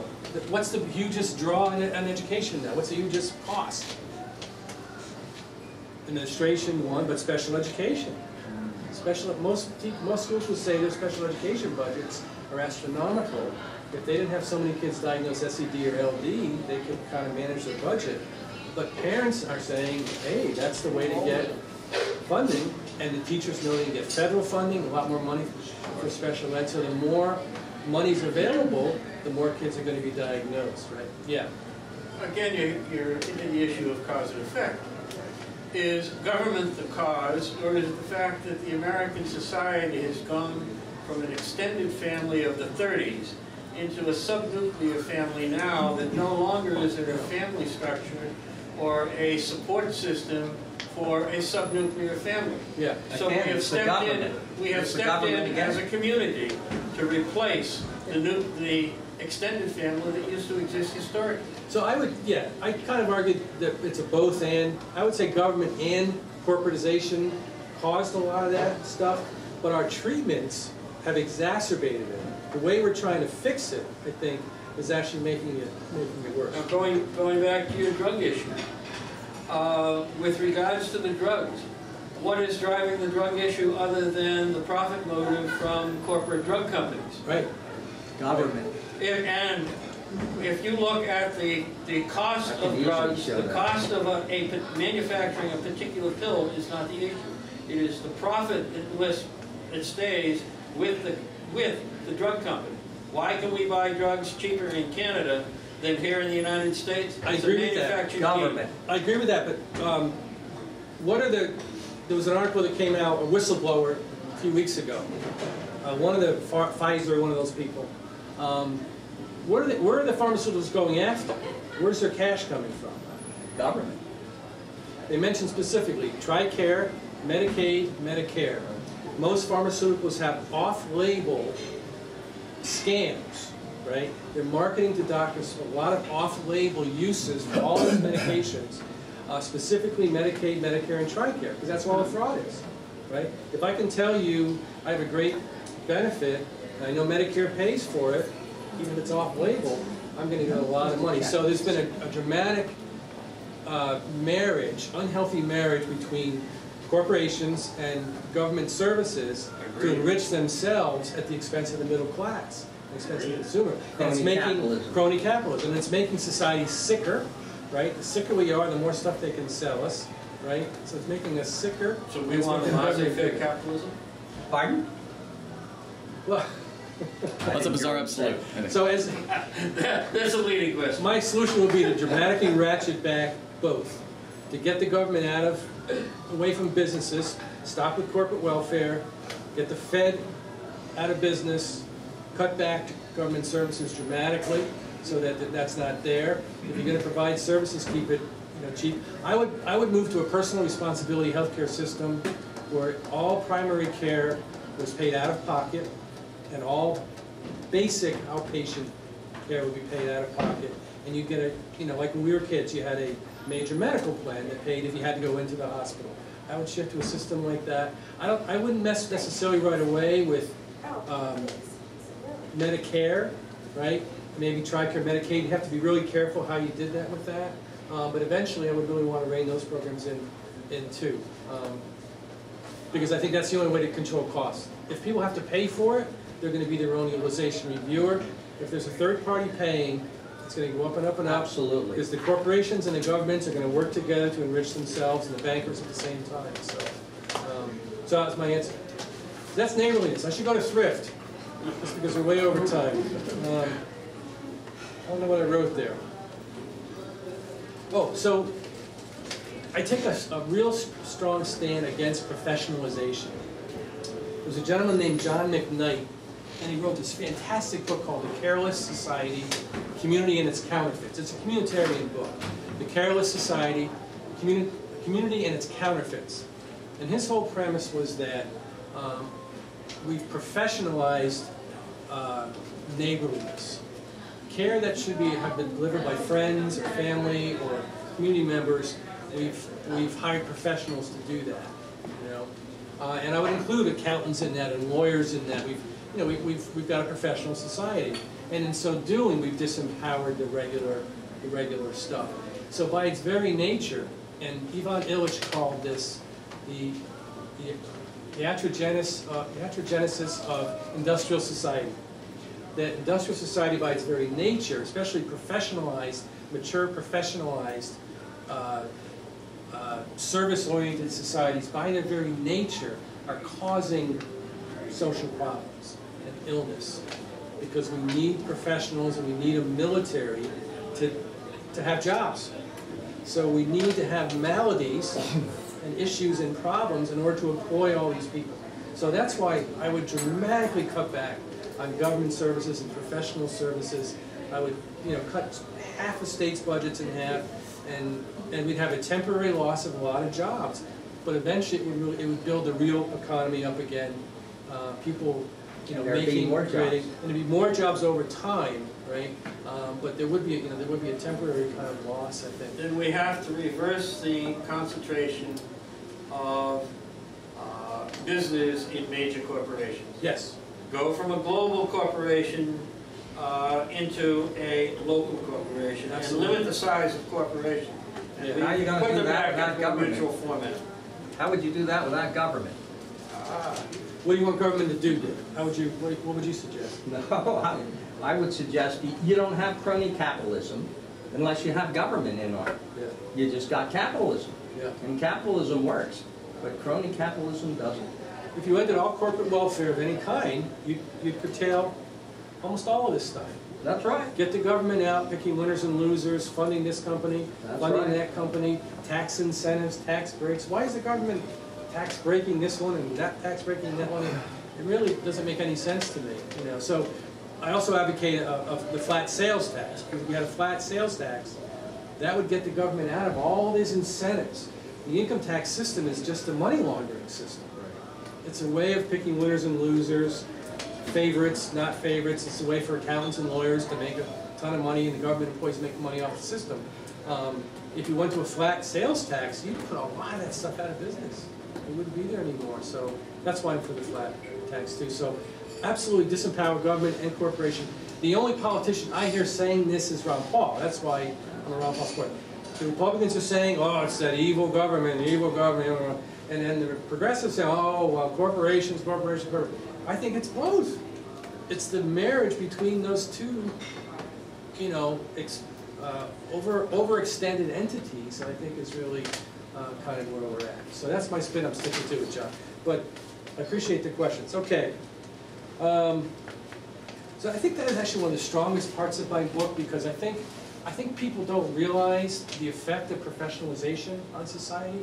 I think there's a sense that, oh yeah, if there's a need, hire someone, and they'll take care of it. We need to hire people to fix these various things. But I think the opposite is actually true. If we had all of a sudden, what do you call it? Immigration of 600 extra car auto mechanics into the Portsmouth area from other towns or whatever. I guarantee you in 2 years we'd have a lot more broken down cars. A tremendous amount more broken down cars. Because the market responds to the labor force. So I think it goes the opposite of the way that people generally think. People generally think that the labor force responds to the need. I think it goes the other way around. The need is created by the professionals. And I think particularly in government, because government always grows, and government doesn't have to play by the same rules. So the more government employees you have, the more things are going to be that you need government to fix. Through what mechanism might that work? Like the role of incentives? Like, for instance, if there's a 600 extra auto mechanics, they're incentivized.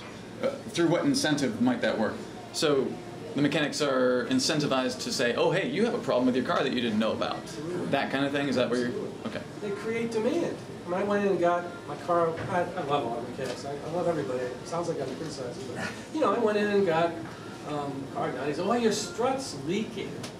It passed inspection, but it's leaking." I thought, okay, we can leak it a little longer, probably. We don't have the money to spend on that. Then I talked to a friend of mine. He goes, "Oh yeah, they pretty much always say that. You might want to get it done for $600." So I think that's the way market forces work. You kind of create demand. And, as a therapist, somebody goes, well, I lost my father last year, and I'm really kind of struggling and eating as well. And, okay, well, I have a 20-session program for that, and Prozac for that. Or I said, talk about some ways you can really deal with that. And have you really reached out to your family? Have you really done some other things that, you know, that might actually, you might not need a professional, you know? How about your pastor? Do you have a pastor? So the things you can kind of do, but I don't think it always works that way. I think that the incentives drive jobs. And my theory is that most of what we do in the world today is that we're just a huge jobs program. That's how I kind of come down on everything. Everybody is trying to maintain their own job at the expense of everybody else, right? Because the incentives keep your job, right? Politicians want to keep their jobs, government employees, auto mechanics, therapists. Everybody's just trying to keep their job and to kind of keep the economy really going, you know? So if you don't change the incentives, or if you don't just cut down the total number of people doing this stuff, you're going to continue to have problems. Right? So I would just cut down the number of jobs, and the reason I really developed a better understanding of the Federal Reserve System, I think the Federal Reserve is the big enabler. It just puts too much money in the system. There's just way too much money flowing in the system, and then everybody's trying to just get their kind of piece of it all the time. And a lot of it goes to the wrong people. Yeah. Every time I'm here, the Federal Reserve is mentioned. Yeah. I want to know who is on the board of the Federal Reserve. Is that public? And what they do, is that information public? Because I don't know. I can't It's a great question. Well, where is it? I mean, it's Ron Paul's signature issue, and right, it's been blocked for 30 years. Right. But he just got a bill passed in the House to audit the Federal Reserve System. It's a huge victory. Yeah, it is and huge. he had like a 70% majority in the House. Right. And of course the Fed is blocking that. But Harry Reid in the Senate said he's not going to allow it to go for a vote. Of course.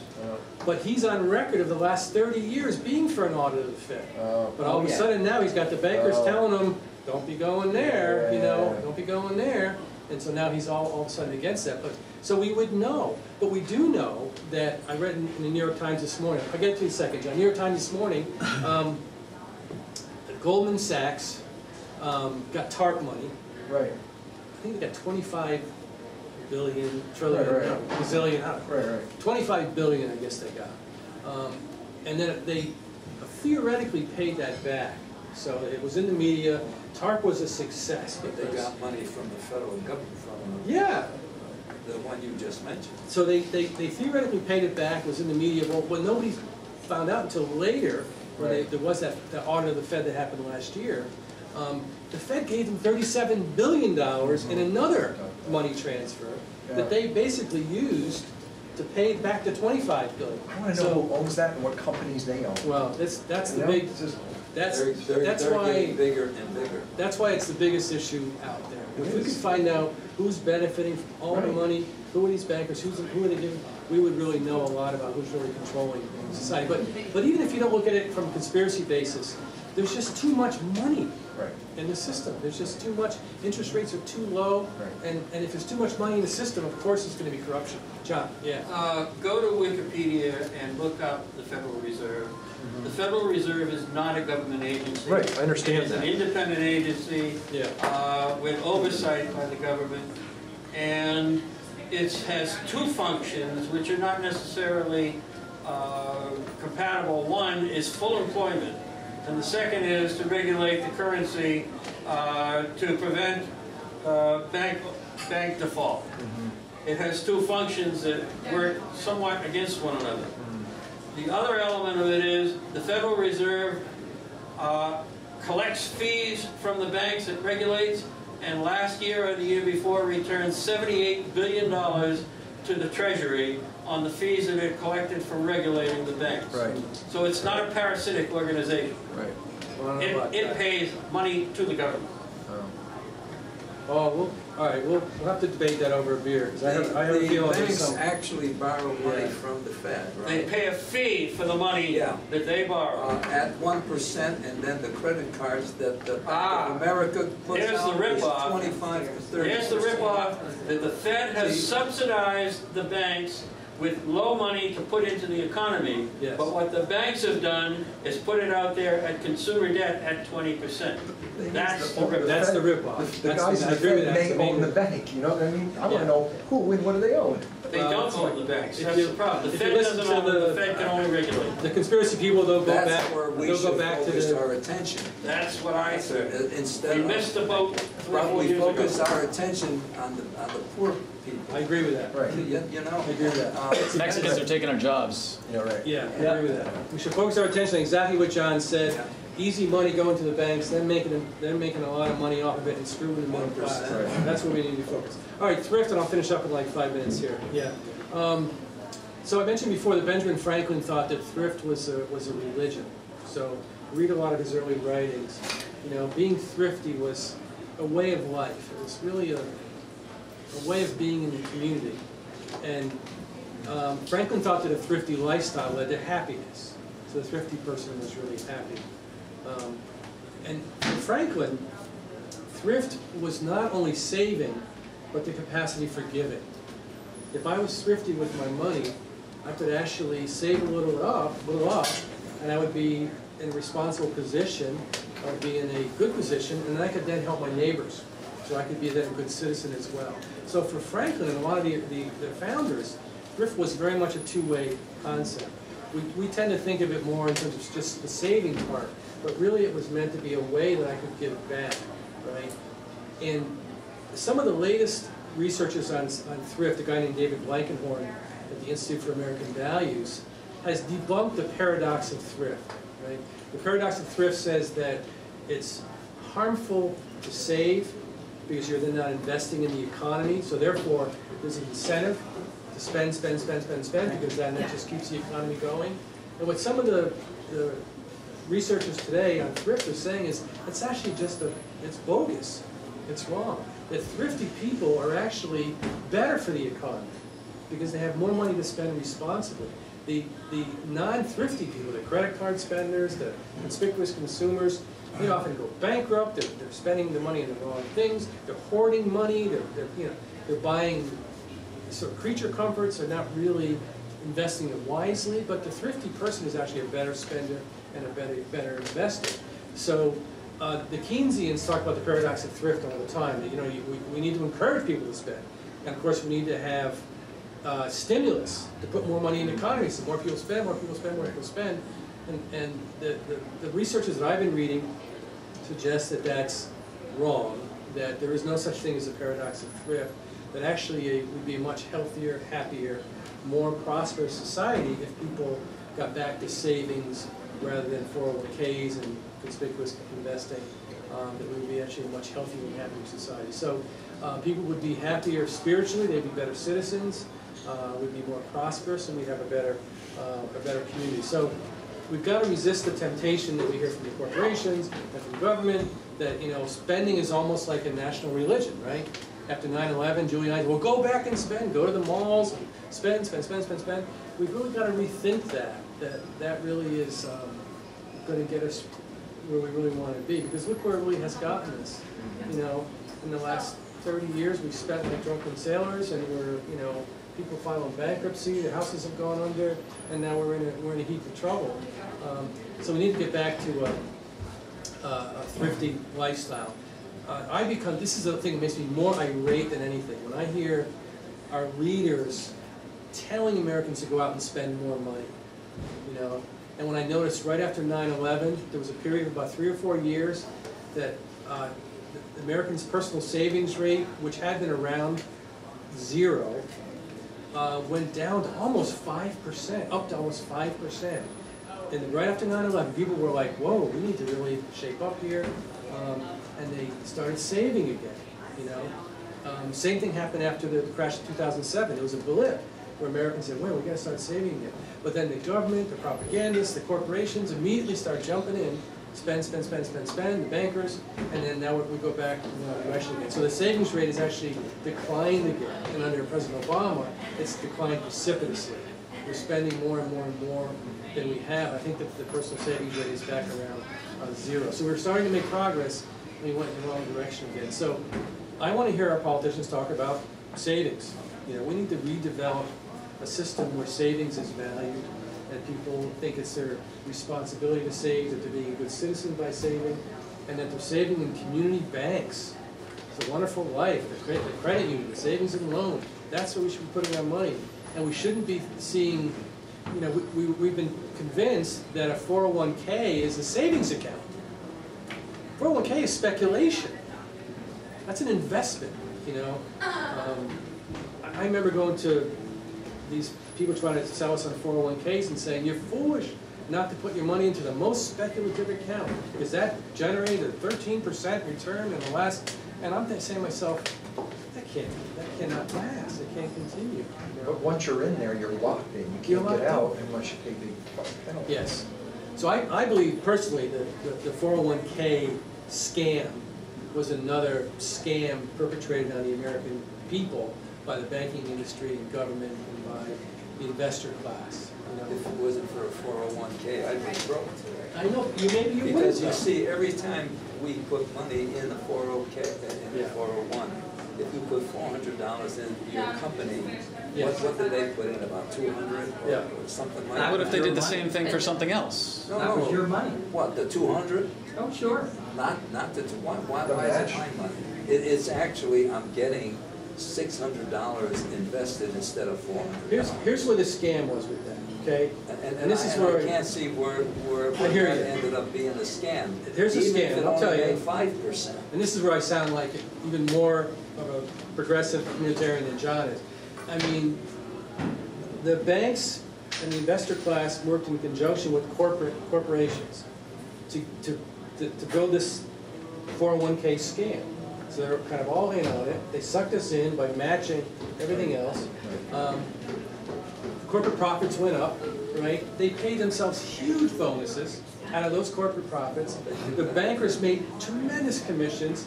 The 401k wizards all made a ton of money. They went into Wall Street. They went into these, what do you call them, derivatives. They went into all that kind of stuff, right? Everybody skimmed everything off of it. And then what happened? It crashed in 2007, right?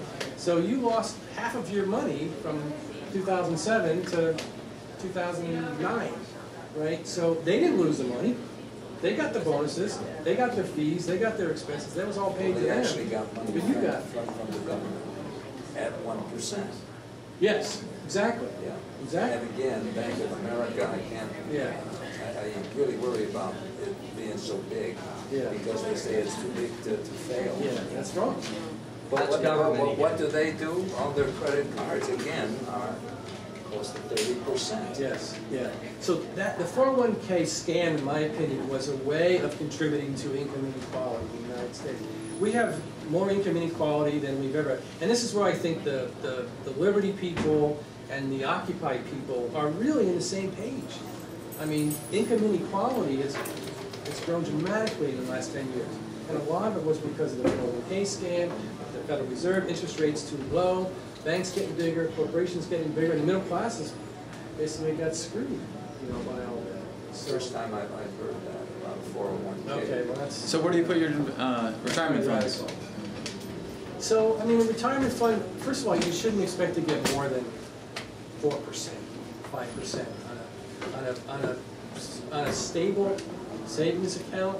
And I think that's a reasonable amount of money to kind of expect. So, you know, if it were me, I would put it in, well, now we've got to talk to my finger, I'll type it in gold and, you know, all that other stuff. But I would put in a savings account, a CD, you know, a long-term CD. Right now, those are giving like less than 1%. So 1%. Nothing gets anything. You know what? It'd be great to have somebody who shares these ideals that we talk about investing at one of these meetings. I would love to. That's a great idea. Okay. Did you come to Mike Finger's talk on Austrian I economics? couldn't make it. Okay. No, but I'd love to.